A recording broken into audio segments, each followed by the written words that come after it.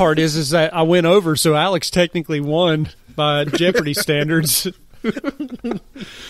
Well, the first to arrive at the finish line was Fred Lors. He had actually dropped out of the race after 9 miles in. He hitched a ride on the back of his stadium car, and he was waving at spectators and runners during the ride. So he was just like, yo, what's going on, people? I'm part of the race. Like, So, he just shows up. No, I just imagine him showing up, like, out of breath. People's wondering what happened. He's just like, you. That's how you win in racing, boys. You get the there. thing is, the car broke down on mile 19. So he had to re-enter the race and started jogging. Well, he was nice and refreshed, I hope. So he probably got that water break, too. He crossed the finish line at 3 hours, 13 minutes. The next person crossed at 3 hours, 28 minutes and actually did it on the right way. Now, did that guy pretend to win? How fast was the car going? Yes. I know, he was only 10 minutes behind. He was doing parade laps, dude, 2 miles an hour. Like, Fred Lors actually crossed the finish line and acted like he completed the entire race. wait, He's always a scumbag. He jogged across the finish line. He was hailed as the winner, had his picture taken with Alice Roosevelt, the daughter of President Theodore Roosevelt. So it was a big deal. And he was awarded the gold medal. But So he slapped some ass, got some pictures done, and then he handed the trophy over like, here you go. I'm just fucking around. He was confronted by officials who were like, wait, because people started saying, no, he rode on the back of a car. So he admitted, yeah, I was on there, and I was, crossing the finish line, but I was just joking about it, was his response. So, what a fucking puss move. He should have said, you got a picture? Prove it. You got a picture? If you don't have a picture, it didn't happen. Well, the funny thing is, he was banned from the marathons for 1 year, but he returned back in the 1905 Boston Marathon, and he won it. With an invisible car this time. Yeah, a fucking pressure cooker.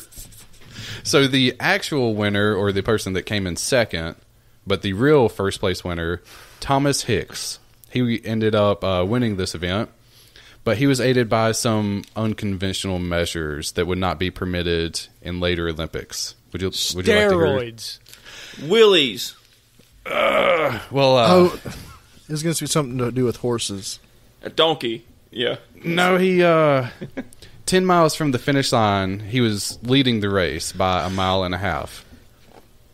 But he wanted to stop and lay down. He was just done. But his trainers would not let him.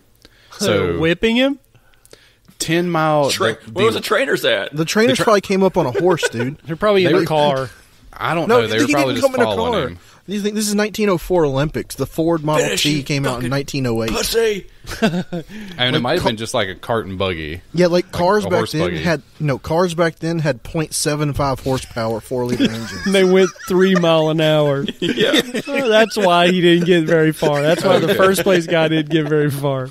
That They would hand crank make the sense. fucker. It's going 3 miles an hour. His trainers would not let him give up. So That's awesome. they made him get up, and for the last 10 miles of the race, they gave him several doses of strychnine, or a common rat poison which stimulates the nervous system in small doses, mixed with brandy. Crap. They mixed it with brandy. Here, have some of this, see? Have some of this. Oh, yeah. You'll finish the race in no time. So they gave him small doses of rat poison and alcohol, and they pretty much said, "You're going to finish the fucking race. You're going to finish. Here, you fucking rat." So he It's battled my onward career for- on the line, kid. He ran the last 10 miles of the race, hallucinating and barely able to walk. He was running from monsters. So when he reached the stadium, his support team carried him over the finish line, holding him in the air while he shuffled his feet, still running. He had He's to not be even carried on off the ground. He had to be carried off the track, and he might have died if he hadn't been treated by several doctors. And right there, he lost a total of 8 pounds in this one marathon. Well, you know what the doctors did? They just gave him straight cocaine because that's what you did back in the day. They gave him that bounce back. Mm-hmm. So that was the first place winner. What a hell of a time. Like, you took rat poison to go faster, which was basically the equivalent of steroids. That when men were men, right? Dude, seriously, right. like, I'm going to go try some fucking rat poison now just to see if I can get a garden done faster at work tomorrow. Really, anybody listening to this, do not do that. I mean, it's not our fault that we're reading history and telling people that rat poison could technically make you a better human being. It worked back in 1904. Now you're going to Captain see America pills. football players getting tested for rat poison because of us, I think. I hope. Okay, so... Yo, do you think Adrian Peterson did rat poison? No, he just beat Probably his wish child. he did. He should be the shove his kid. LeBron James needs some rat poison, you know what I'm saying? LeBron boys? James does not eat rat poison. LeBron James is like a freak. You think Michael Jordan did rat poison? Michael Jordan.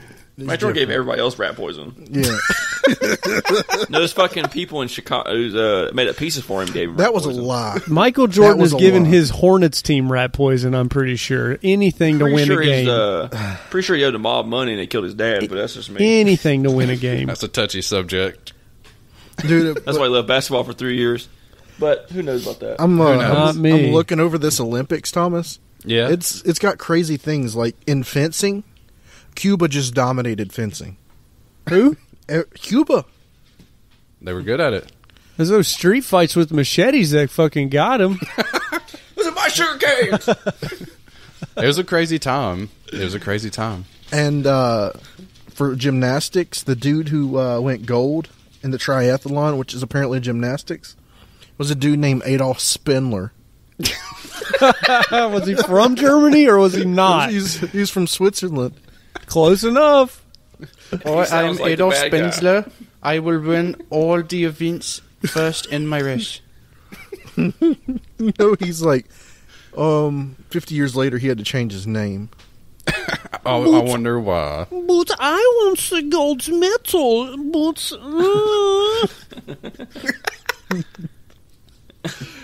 All right, so another near fatality during the event was William Garcia, which What happened to him?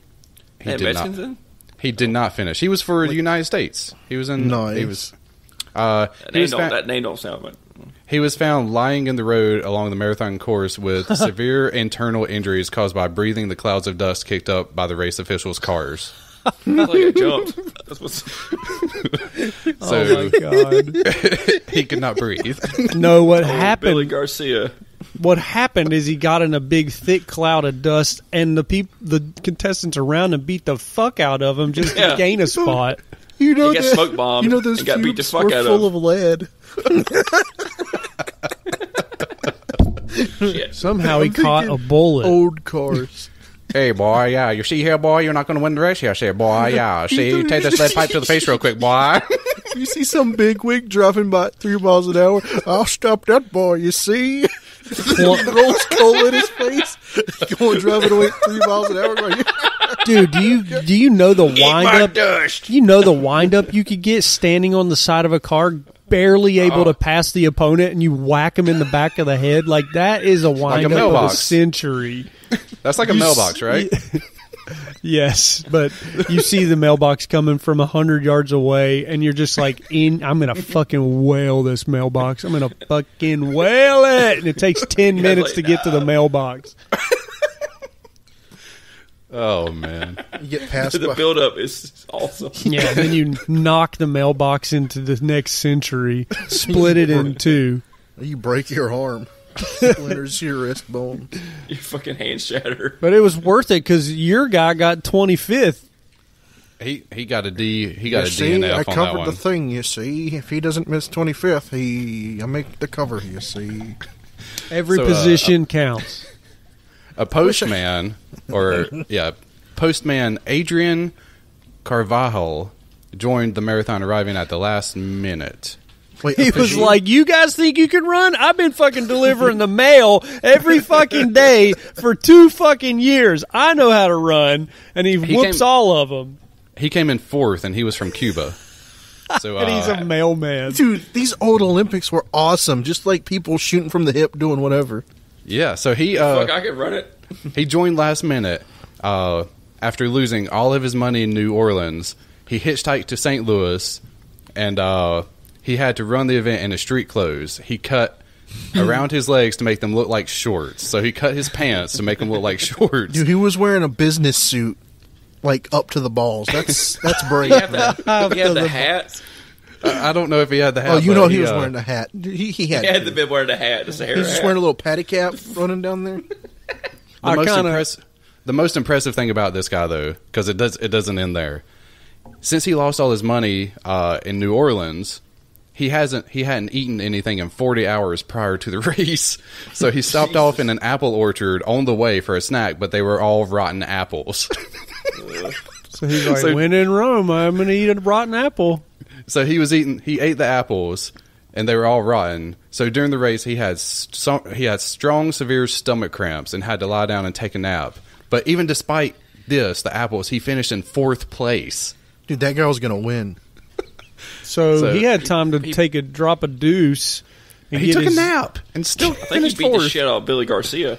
That's what happened. When did he start? Because you said he got 4th. So, like, he started at the beginning, or did he randomly start somewhere and passed people? He just showed up last minute and was like, hey, can I be in the race? And they're like, yeah, you're going to be in the race, yeah, see? Yeah, That's really line up, hard. see? That's really hard for me to believe that he started after everybody. No, he started at the same time. They all started at the same spot. Oh, okay. At the same time. I thought you said he started later. No, he showed up like last minute right before the race began. Ah, okay. So yeah, it started off quite fair. Impressive. Quite impressive that he stopped to fucking munch on some apples, and then he was like, "Ooh, Daddy don't like ye," and then he napped. So this marathon also included the first 2 African Americans to compete in the Olympics. Okay.